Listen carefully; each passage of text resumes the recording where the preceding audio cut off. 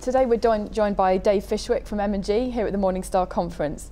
Now Dave, you've just done a very good presentation which went down well with delegates, all about investor behaviour, which is particularly pertinent at the moment with what we're seeing in markets.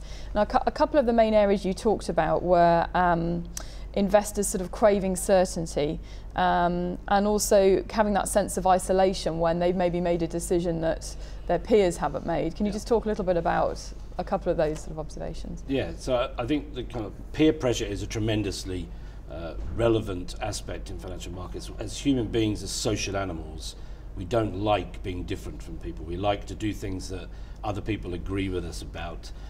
It provides us with a source of comfort.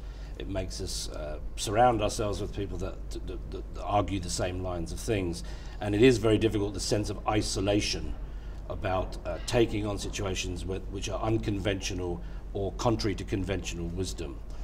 These are difficult things to do emotionally. I think generally emotions play a very significant role in the way that markets behave. Extrapolating recent experiences, pleasurable ones and unpleasurable ones, tends to influence the way that we perceive payoffs.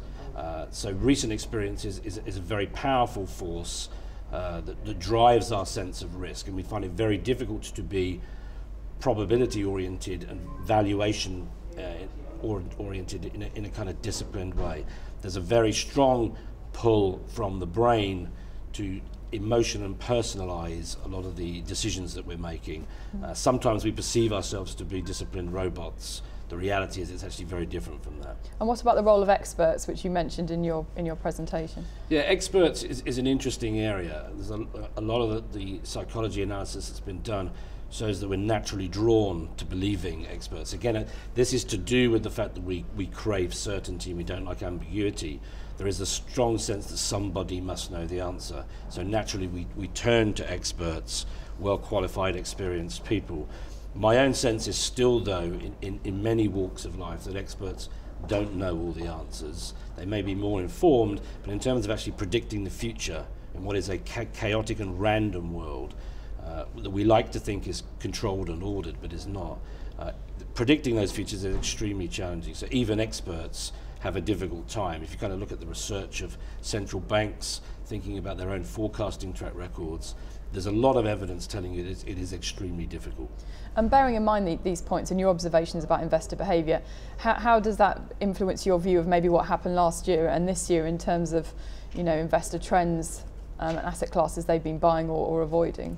Yeah, I think the key development last year really was that insurance policies in government debt and in perceived safe currencies and other assets have become very expensive. So I think you've seen a very meaningful lurch towards a powerful desire for nominal capital preservation, a loathing of volatility, even in a sense if actually ultimately the volatile returns turn out to be the best returns.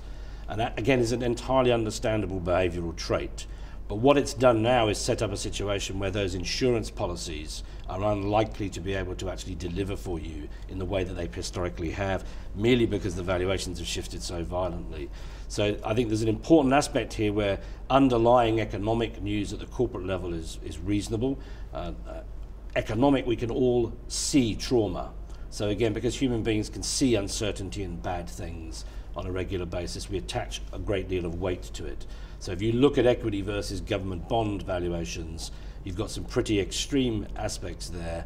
A lot of people agree with that. It's reasonably conventional to agree with that. That doesn't necessarily make people emotionally capable of actually implementing a strategy around that, because all of us want to be able to sleep at night and feel comfortable with things.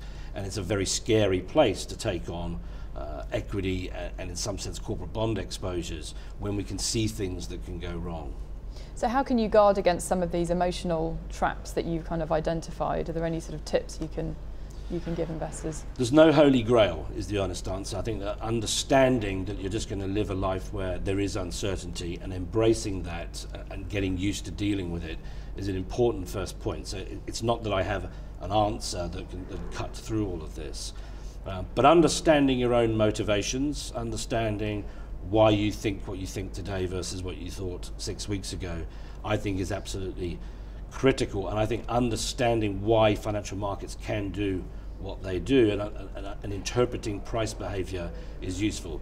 The other thing that I lean on is a set of quantitative valuation indicators which steer you directionally and force you to ask yourself the right sorts of questions. So defending assets that no longer look attractive but have been a fantastic experience emotionally is an easy thing to do. The quantitative valuation metrics force you to confront the reality of returns from that point in time.